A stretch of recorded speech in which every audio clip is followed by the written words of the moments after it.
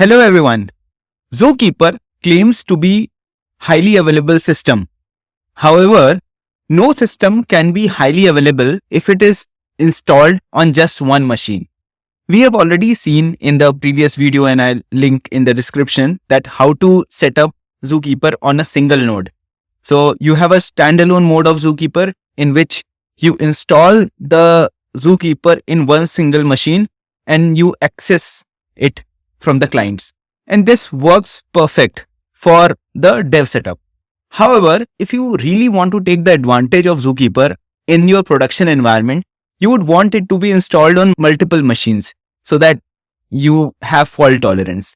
So this is what we are going to discuss today, that how to set up multi-node cluster for Zookeeper. So here are some of the requirements which we can talk about. The first is that the minimum number of node required for the multi-node setup is 3. And the most common production setups are 5. So mostly I've seen 3 to 5 in most of the cases whenever I've seen things in production. And this one interesting thing is that the number of nodes should be odd. Why so? So the reason for the number of nodes to be odd is that Zookeeper works on the model of quorum or majority.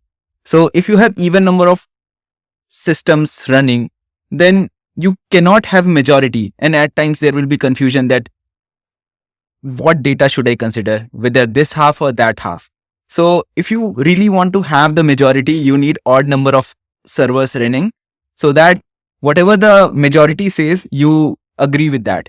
And that's what it's called, that the replicated group of server is called as quorum, and it runs on a leader follower node. So if you have 5 servers running in the Zookeeper cluster, or as they call Zookeeper ensemble, so out of those, one would be leader and other would be follower. So this leader will be responsible for all the write operation, whereas the read operation can be done from all the followers. There is detailed video coming up on how the infrastructure looks like, but in this video, we'll just focus on the setup. So these complicacies will be hidden from the developers who are there at the client side. So let's say you are coding your Java application where you know the endpoint of Zookeeper. Most of the time, these complications will be hidden for you. However, it's important to understand how things work. So let's quickly get started. Let's first see the multi-node setup of Zookeeper, how it actually looks like. So here I have taken example of 3 nodes, Zookeeper, ensemble or cluster. So I have 3 nodes here, which means 3 different machines, and these machines work in a cluster. So I have considered 1 client and 3 servers. And there are a bunch of things which we can look into. So the first thing is the client port. So this is the port exposed by the Zookeeper server, that this is the port using which the client can connect to. So for example, I have set up the client port as 2181 for the server 1, 2182 for the server 2, and 2183 for server 3. These can be same ports as well. If they are running on different machines, that's not a problem. They will have some ID, and this ID needs to be unique. ID equal to 1, ID equal to 2, and ID equal to 3. So these will be the integer numbers. And the third is that this Zookeeper server will expose 2 ports within the cluster. So here the port number 1 would be for the peer-to-peer connection. How would server 1 connect to server 2 and 3? Because they all need to know the status of each other. And the second port is for leader election, that how do server elect the leader. So that's the second port.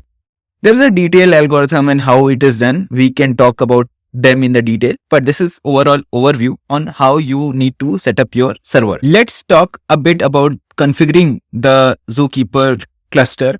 So as you all know, you download the Zookeeper from their website, and in that particular folder, you find the conf, that is the configuration file, and you need to set certain set of values to make it enabled for the multi-node cluster. Let's look into the few of the important configurations to enable it for the multi-node cluster. If you see here, these are the properties which you need to set. One is init time. The init time is the timeout for the followers to connect to the leaders. The other is a sync time, the timeout for the followers to sync with the leader. And these are the values which I have configured here, 5 and 2. And all you need to do is to multiply with tick time. So here the init time will be 5 multiplied by 2000, which will be giving you 10,000 milliseconds. Likewise, sync time would be 4000 milliseconds. So these are the values which you can configure based on hit and trial and based on the number of servers you have in the cluster. So based on those things, you can decide the values. And then this is how you define the list of servers. So you have server.1, server.2, server.3. So this .1, .2 and .3 is nothing but the ID of the server, and this ID will be an integer. The second is zoo1, zoo2 and zoo3. This will be the host name or the IP address, and these will be the port. So 2888 will be the port for peer-to-peer communication, and 3888 will be the port for the leader election. So this is how the system is set up. And once you configure your system and launch your Zookeeper servers, they will either be a leader or the followers. And once the leader goes down, the follower will take over. Let's now start with the setup of Zookeeper. You can see that I have downloaded the Zookeeper in my downloads folder here. And then let me do one thing, that I'll copy this particular folder to my software's location. I have already done that. And then let's open it in Visual Studio Code so that it becomes easy for us to visualize. So I have already downloaded, copied to my particular folder, my favorite folder, and then I have opened it in the Visual Studio Code. This is how the extracted Zookeeper looks like. You have a bin folder which contains all the scripts needed to run Zookeeper. You have conf folder for setting up the configurations. You have data folder for some data related stuff, which we are going to see more. Documentation and library folder. So these have all the jar files which is needed to run Zookeeper. Now let's do one thing, that since we want to run multi-node cluster, we need to set up a bunch of things. The first is we need to create different data directory for each of the servers. Since we are running everything on local, so we want to make sure that none of the data directories conflict with each other and none of the ports conflict with each other. So we'll make sure that these things are different. So let me do one thing. I'll create 3 different folders. I can name it as conf1, conf2 and conf3. And once I have created conf1, conf2 and conf3, let me copy the sample configuration file to all of these particular folders. Now you can see that I have copied the same configuration file into 3 different folders, and let's change the client port for all the 3. So I'll name the port for the conf1 as 2181, the client port. For the second one, I'll name it as or number it as 2182, and the third one I'll number it as 2183. I also need to make sure that the data directories are different. So I'll create 3 different folders, data 1, data 2 and data 3. So these all things are needed because I want to showcase you everything on local and I don't want the conflict between the folders and the ports. So you can see I have created 3 different folders, data 1, data 2 and data 3. Let me change the same here in the configuration file. Now let's create the configuration for the server. So this is needed so that each server know about the other servers. So for that, all you need to do is add these lines. in all the servers. Server.1, that is server with ID 1, has localhost as the host name, 2666 as the port for peer-to-peer connection, and 3666 as a port for the leader election.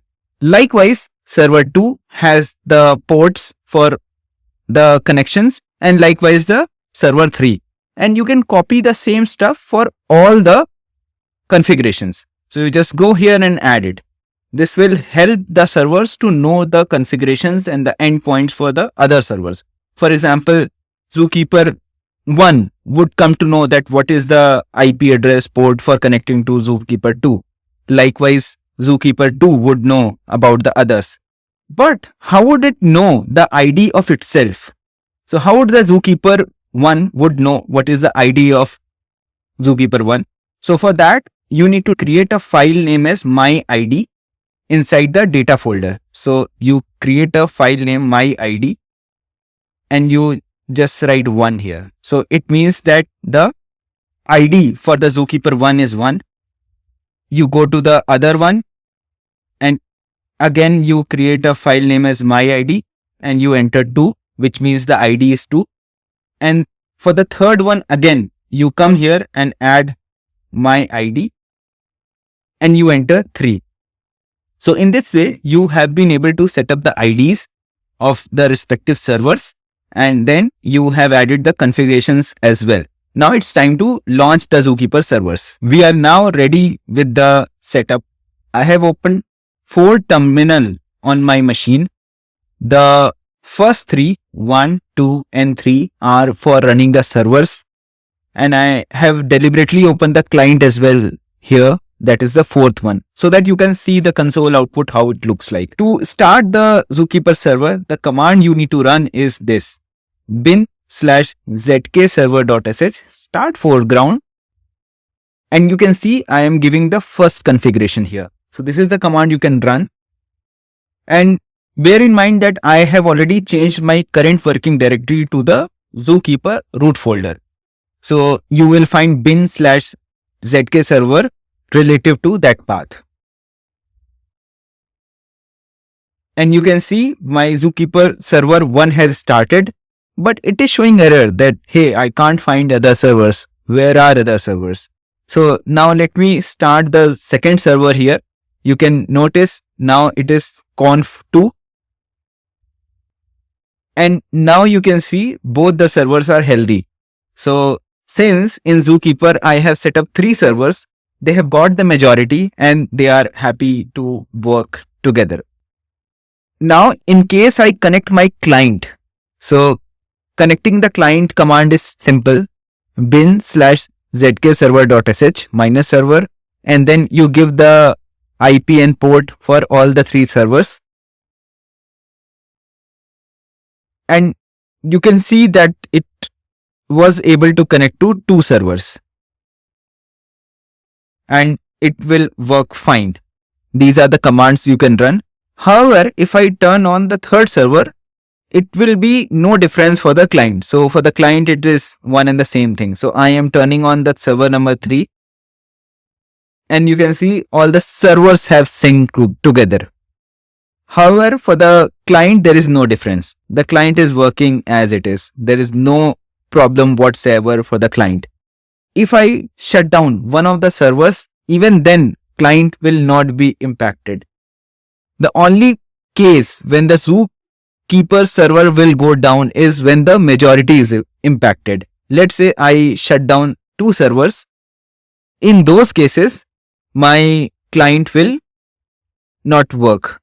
So I have shut down server 1 and I am shut downing server 2. And you can see now my client has gone haywire. So that's the thing, that the time you have majority things up and running, your things will work fine. And you can see the client is trying to reconnect.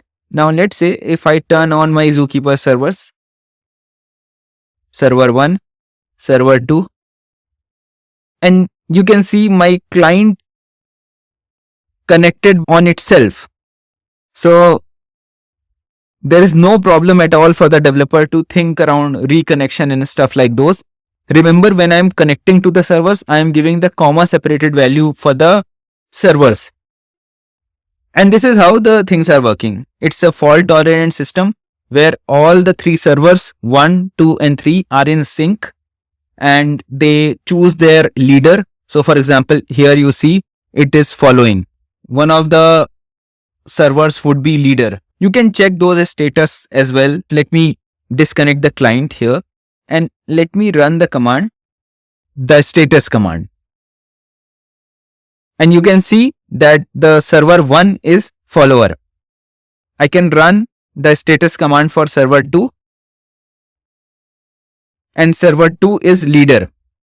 So these people are able to choose their leader among themselves, and there is internal calculation and algorithm on how it is done. But overall, for this particular video, you have been able to see that the way leaders are selected, and if the server goes down, the other leader would be selected. So you can see I have stopped the Zookeeper server 2.